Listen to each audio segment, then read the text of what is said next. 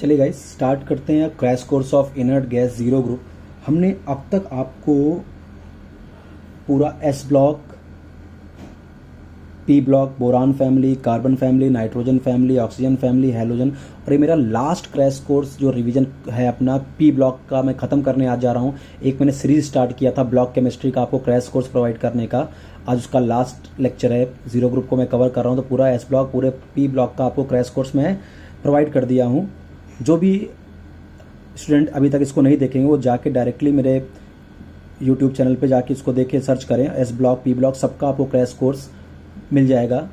चलिए स्टार्ट करते हैं बिना समय गंवाए। जीरो ग्रुप इनर्ट गैसेस या इसको एरोजेंस भी बोलते हैं।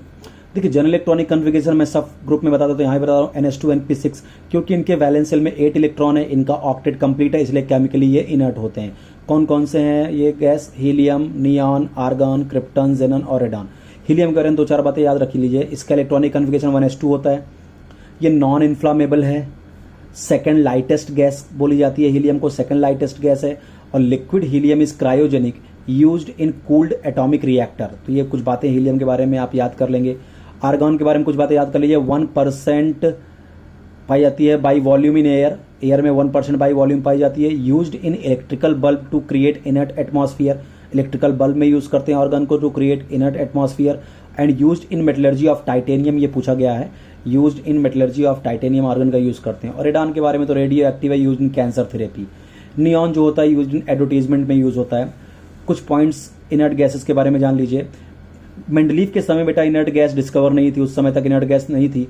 आयोनाइजेशन एनर्जी जो होती है इनर्ट गैस की बहुत ज़्यादा होती है क्योंकि ऑक्टेट कंप्लीट होता है, तो ये चाहते नहीं कि इनका कोई इलेक्ट्रॉन निकाले, इसलिए बहुत एनर्जी देना पड़ता है इनके वैलेंस शेल से इलेक्ट्रॉन को बाहर निकालने के लिए आइसोलेटेड गैसियस फॉर्म से।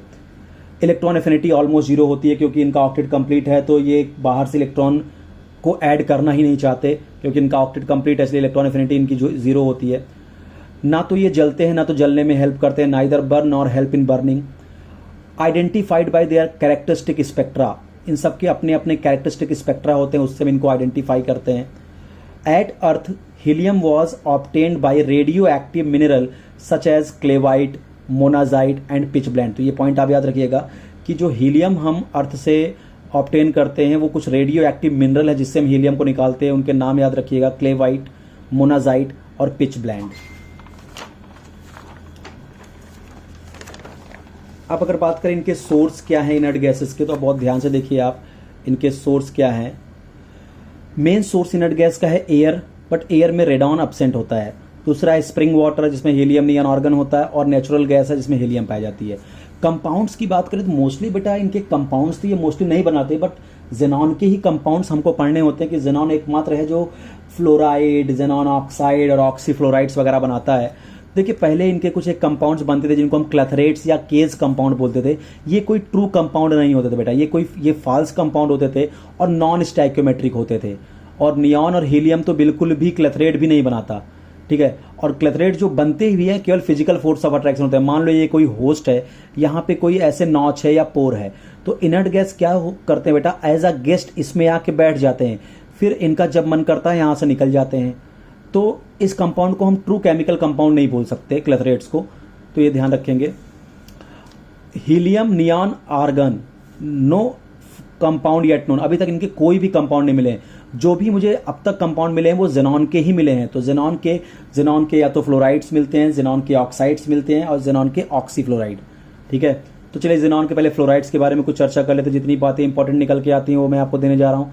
कंपाउंड्स ऑफ जेनॉन में जेनॉन फ्लोराइड, जेनॉन जब F2 से रिएक्शन करता है तो XeFn टाइप के फ्लोराइड बनाता है। यहाँ जो N होगा ये हमेशा इवन नंबर होगा, XeF2, XeF4, XeF6, कुछ ऐसा ऑड नंबर नहीं हो सकता। तो प्रॉपर्टीज ऑफ जेनॉन की बात करें आप, जेनॉन फ्लोराइड की, तो जेनॉन के जो फ्लोराइड्स होते हैं बहुत अच्छे ऑक्सीडाइजिंग एजेंट होते हैं, बहुत अच्छे ऑक्सीडाइजिंग एजेंट होते हैं और बहुत अच्छे लुइस बेस भी होते हैं, मैं समझाऊंगा आपको। बहुत अच्छे ऑक्सीडाइजिंग एजेंट होते हैं। और अगर इनके ऑक्सीडाइजिंग पावर का ऑर्डर बोलूं तो XeF2 सबसे अच्छा ऑक्सीडाइजिंग एजेंट होता है, फिर XeF4, फिर XeF6। जेनॉन के फ्लोराइड जो होते हैं बेटा हाइड्रोजन से रिएक्ट करते हैं और हाइड्रोजन को ऑक्सीडाइज करा लेते हैं, क्योंकि ऑक्सीडाइजिंग एजेंट है बहुत अच्छे। देखिए जेनॉन के फ्लोराइड जब हाइड्रोजन के साथ रिएक्शन करते हैं तो Xc+H2F2, तो यहाँ हाइड्रोजन पे ऑक्सीजन स्टेट क्या है 0, यहाँ पे क्या है क्योंकि फ्लोरीन तो -1 होगा, 2 फ्लोरीन पे -2, तो 2 हाइड्रोजन पे +2, तो 1 हाइड्रोजन पे +1, तो हाइड्रोजन को 0 से +1 यानी जेनॉन फ्लोराइड ने हाइड्रोजन को ऑक्सीडाइज कर दिया। चलिए अगला देखिए, जेनॉन के जो फ्लोराइड्स होते हैं बहुत अच्छे लुईस बेस होते हैं, क्योंकि बेटा ये फ्लोराइड डोनेट करते हैं, F- डोनेट करते हैं, ठीक है। Xenon fluoride act as a Lewis base because it donate F-। देखिए जैसे मान लीजिए जेनॉन का फ्लोराइड है, ये लुईस बेस है, इसका रिएक्शन मान लीजिए मैंने SnF5 से कराया, स्टेनस के टिन के फ्लोराइड से, तो अगर ये लुईस बेस है तो पक्का जो सामने आया होगा वो लुईस एसिड होगा, तो ये अपना फ्लोराइड इसको देंगे, तो एक F इसको F- मिलेगा, तो ये SnF6 पहले था तो एक माइनस मिला, तो SeF6- और एक F- दिया तो यहाँ प्लस चार्ज आ गया, XeFn-1 +1। एक एक्सेप्शन है बेटा कि देखिए ये भी मेटल का फ्लोराइड था, बट अगर फर्स्ट ए मेटल के जब फ्लोराइड्स होते हैं उनके सामने जब जेनॉन का फ्लोराइड लाऊंगा तो ये फ्लोराइड नहीं देते, फर्स्ट ए मेटल जो एल्कली मेटल जो होते हैं वो अपने फ्लोराइड को जेनॉन को दे देते हैं। बहुत इंपॉर्टेंट पॉइंट है ये। नॉर्मली जेनॉन के फ्लोराइड टिन वगैरह हैं, इन सबको अपने फ्लोराइड दे के लुईस बेसिक कैरेक्टर दिखाते हैं, बट जब फर्स्ट ए यानी एल्कली मेटल के फ्लोराइड आते हैं और जेनॉन का फ्लोराइड सामने आएगा तो जेनॉन कभी फ्लोराइड माइनस नहीं देता। कौन देता है? फर्स्ट ए ग्रुप के जो फ्लोराइड होते हैं वो अपने F- को जेनॉन को दे देते हैं, जेनॉन फ्लोराइड को। तो XeF6 पहले था, एक F- और आ गया तो XeF7- और ये फर्स्ट ए ग्रुप के फ्लोराइड का कैटायन बन जाएगा। और सबसे इंपॉर्टेंट पार्ट अगर बताऊं कि पूरे इनर्ट गैस में सबसे इंपॉर्टेंट क्या है, जहां से मैक्सिमम क्वेश्चन आता है, वो होता है hydrolysis of xenon fluoride. Hydrolysis of xenon fluoride देखिए हम आपको एक ट्रिक से बताएंगे, जिसे XeF2 है, पहले हमने XeF2 ले लिया, फिर XeF4 बता देंगे, XeF6 बता देंगे, खत्म हो जाएगा आपका सारे क्वेश्चन। XeF2 + H2, आपको एक ट्रिक बताता हूं, यहां से एक H2F2 निकाल दो तो क्या बचा, एक H2F2 निकल गया, साथ में जेनॉन बचा, हाफ O2 बच गया, तो XeF2 का हाइड्रोलिसिस का प्रोडक्ट आपको याद रखना है।